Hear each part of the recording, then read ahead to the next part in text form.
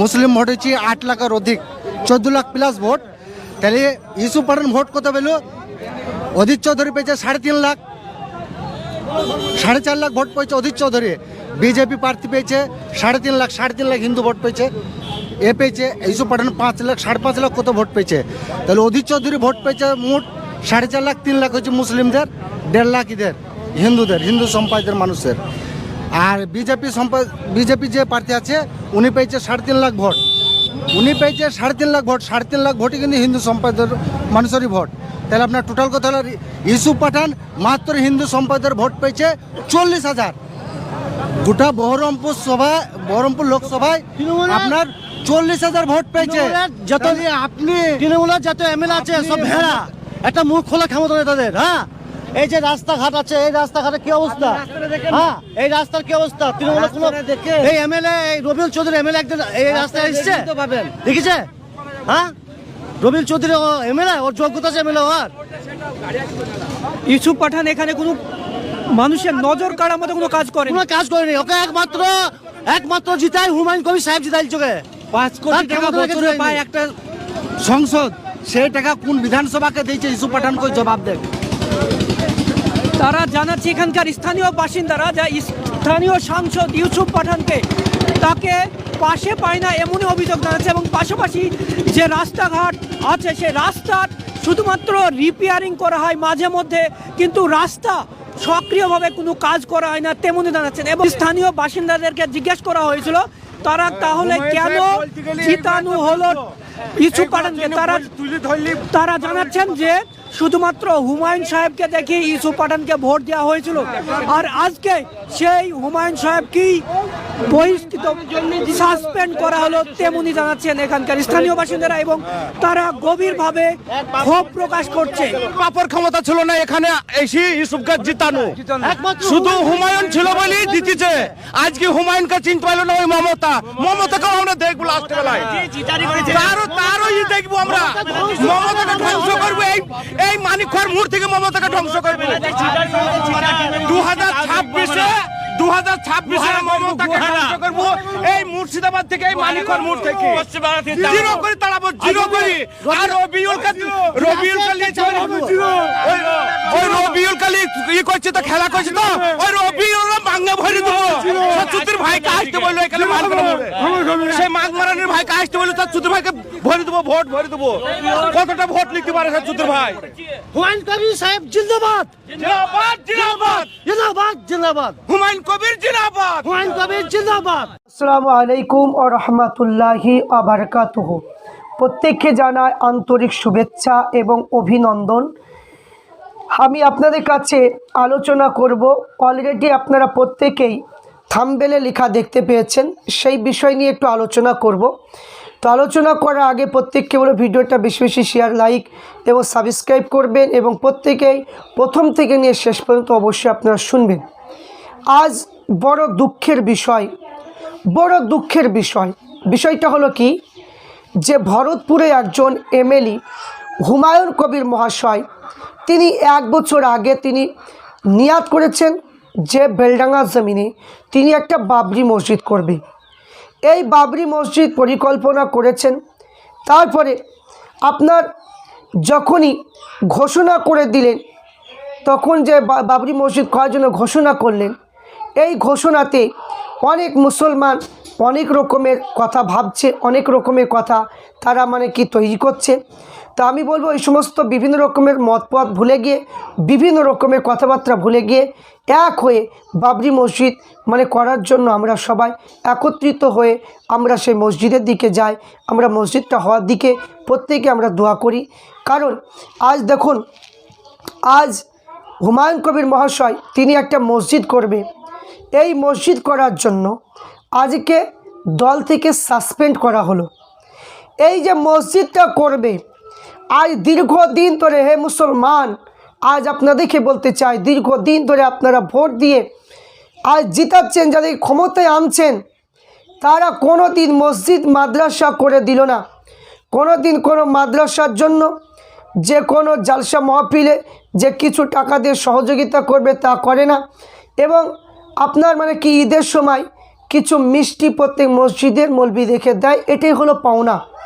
তো আজ যে সরকারি তরফ থেকে আমরা কোনো মসজিদ, কোনো মাদ্রাসা তৈরি হওয়া বা অনেক মাদ্রাসা বন্ধ আছে সেগুলো চালু করা, কোনো কিছু আমরা পাইনি।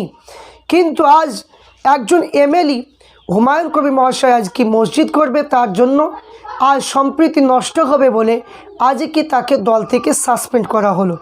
তো এইগুলো হচ্ছে মুসলমান জাতির জন্য একটা লজ্জা।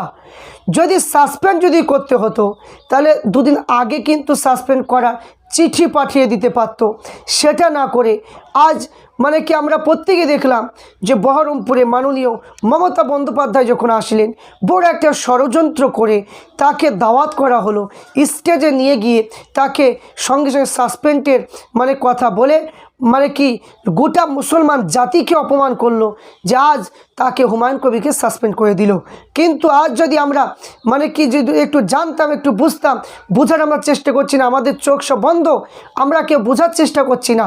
কিন্তু আজ সে তো কোনো দিন বলেনি যে আমি রাজনীতির দিক দিয়ে মসজিদ করছি বা আমি মানে কি দলীয় নেতা হয়ে হিসাবে আমি মসজিদ করছি, এরকম কথা তো বলেনি। তিনি বলেছে আমি এটা ব্যক্তিগতভাবে রাজনীতির রং লাগিয়ে না, আমি ব্যক্তিগতভাবে মসজিদ করছি। এই জন্য কিছু আমাদের মুসলমান নেতা, কিছু এমপি এরা সাথ দিয়ে তারা কি মুসলমান হয়ে মুসলমানকে সাসপেন্ড করলেন। তাহলে দোষটা কার পড়লো? মুসলমানের দোষ পড়লো। কিন্তু আজ যারা সাসপেন্ড করলো, যে সমস্ত মুসলমান এমপি এমএলএ যুক্ত হয়ে সাসপেন্ড করলো, তাদেরকে আমি প্রশ্ন করতে চাই যে ভাই কিংবা চাচা কিংবা মাননীয় এমপি বা এমএলএ সাহেব, আপনাদেরকে বলতে চাই, যখন মাননীয় মমতা বন্দ্যোপাধ্যায় দীঘায় মন্দির করলো, কই তখন তো কোনো কথা আপনারা বললেন না। যখন আপনার মানে কি অনেক জায়গায় মন্দির করেছে, আবার দুটো মন্দির উদ্বোধন করবে, তখন আপনারা পারবেন তো সাসপেন্ড করতে মমতা বন্দ্যোপাধ্যায়কে? সে ক্ষমতা আপনাদের আছে? তা পারবেন না। আর তা পারবে না, তখন সম্প্রীতি নষ্ট হবে না, তখন সম্প্রীতি নষ্ট হবে না, তখন মন্দির করবে, আপনারা গিয়ে ফিতি কাটবেন, আপনারা গিয়ে প্রসাদ খাবেন। এই তো আপনাদের মানে অবস্থা, এমপি এমএলএদের, মুসলমান এমপি এমএলএদের অবস্থা তো এটাই, যে মানে কি মমতা বন্দ্যোপাধ্যায় মন্দির করবে, করুক, মানে কি তাদেরকে 1,10,000 টাকা দিচ্ছে, দেখ আপনারা হাতে মানে কি তুলে টাকা মানে কি চেক ধরিয়ে দিচ্ছেন। কিন্তু আজ মানে কি যে নিজের টাকায় যে নিজের জায়গাতে মসজিদ করবে আর তাকে সাসপেন্ডের মানে কি বলে তাকে মানে কি অপমান করে তাড়িয়ে দিচ্ছেন, এটা মুসলমান সমাজকে অপমান করা, লাঞ্ছিত বঞ্চিত করা। তা আমি বলবো প্রত্যেক সাধারণ মানুষগুলোকে বলবো যে হক পথে থাকতে গেলে, সত্য কথা বলতে গেলে কিন্তু তার অবস্থা কিন্তু এই সাসপেন্ড হওয়ার অবস্থাই কিন্তু হয়। কিন্তু আমি এখানে বলবো জাতি ধর্ম বর্ণ নির্বিশেষে আমরা প্রত্যেকে মুর্শিদাবাদে বসবাস করি, কোনো মানে কি যে কোনো ধর্ম নিয়ে কোনো দ্বন্দ্ব আমরা চাই না, কোনো দ্বন্দ্ব বাদুক এটা আমরা চাই না। কিন্তু মুসলমান এমন একটা জাতি, মুসলমান এমন একটা ধর্ম, যে ধর্মে আল্লাহ নবী আমাদেরকে শিখিয়েছে অন্য ধর্মের প্রতি আক্রমণ করা চলবে না, প্রত্যেকটা ধর্মের মানুষকে ভালোবাসতে হবে, প্রত্যেক ধর্মের মানুষকে সম্মান জানাতে হবে। আমরা সেই অনুযায়ী আমরা মুসলমান, যেখানে মন্দির হোক, যে কোনো গ্রামে হোক, পাড়ায় হোক, আমরা কোনো দিন বাধা দিই না, তাদের ধর্ম নিয়ে কোনো আচরণ করি না। কিন্তু আজ বর্তমান সময়ে আমাদেরকে মানে সব সময় যে কোনো জিনিস করতে গেলে আমাদেরকেই বাধা দেওয়া হচ্ছে।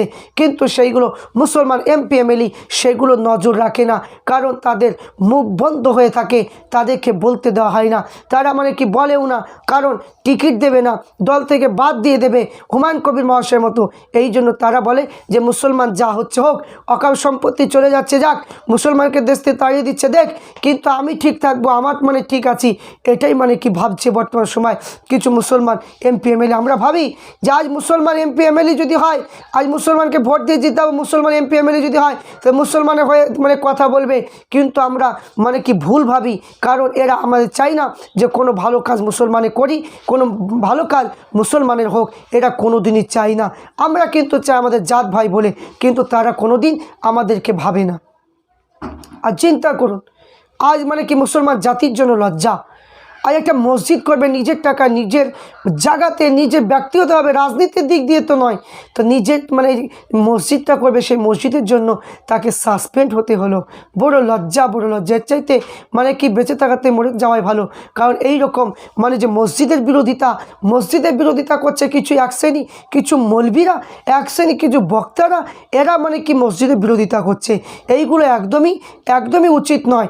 তাই আমি বলবো যে প্রত্যেক ধর্মের যেমন এখানে নিয়ম হচ্ছে গণতান্ত্রিক দেশ, প্রত্যেক ধর্মের মানে কি গির্জা তৈরি করতে পারে, মন্দির তৈরি করতে পারে, মসজিদ তৈরি করতে, কেউ কাউকে আটকাতে পারবে না। কিন্তু এখানে কারো বাধা সৃষ্টি করার অধিকার কারো নেই। তাই আমরা প্রত্যেকেই আমরা মানে কি দেখব যে হুমায়ুন কবির মহাশয়কে সাসপেন্ড করেছে। প্রত্যেকের মানে কি একটাই চোখ থাকবে 2026-এ আপনারা প্রত্যেক জনগণ যদি চান অবশ্যই শিক্ষা দিতে আপনারা পারবেন, তাহলে আপনারা প্রত্যেকেই সেই দিকে নজর রাখবেন।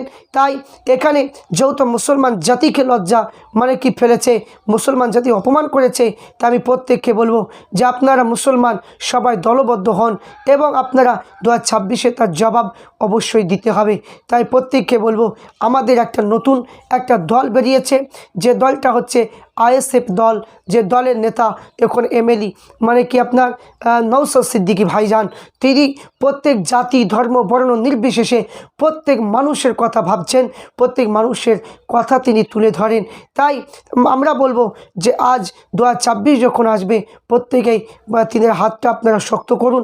অবশ্যই অন্যায়কারীদের বিরুদ্ধে রোখার জন্য, অন্যায়কারীর বিরুদ্ধে মানে কি প্রতিবাদ করার জন্য একজন নেতা, তার সঙ্গে যদি হুমায়ুন কবির মহাশয় যদি একটু যুক্ত হন তাহলে মুর্শিদাবাদ ইনশাল্লাহ কাফি হয়ে যাবে।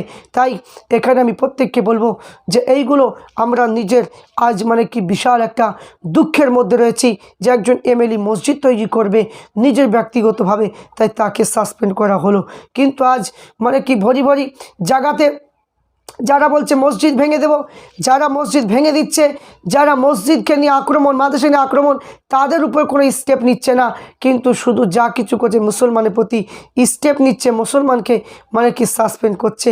এটাই তো হচ্ছে মানে কি যে এখানে দলের মানে কি নিয়ম। তাই আমরা প্রত্যেকে অনুতপ্ত এই মানে কি বিভিন্ন এই দৃষ্টিটা দেখে, কারণ এখানে অপমান করা, দাওয়াত দিয়ে মানুষকে অপমান করা, এটা একেবারে উচিত নয়। সেটা চিঠির মাধ্যমে মানে কি তাকে আগে মানে কি এটা মানে সাসপেন্ড করলে আগে করতে পারতো, কিন্তু সেটা না করে তাকে প্ল্যান করে তাকে অপদস্থ করা হয়েছে। এইগুলোর জন্য আমরা ধিক্কার জানাচ্ছি যে এটা একদমই উচিত হয়নি। প্রত্যেক সাধারণ মানুষগুলোকে বলবো যে আপনারা প্রত্যেক দোয়া করুন যেন মসজিদ মানে কি হয় এবং হুমায়ুন কবির আশা তার পূর্ণ যেন হয়, তার আপদ বিপদ থেকে আল্লাহ পাক যেন হেফাজত করুক এবং সারা বিশ্বে মুসলমানকে হেফাজত করুক। আল্লাহুম্মা আমিন।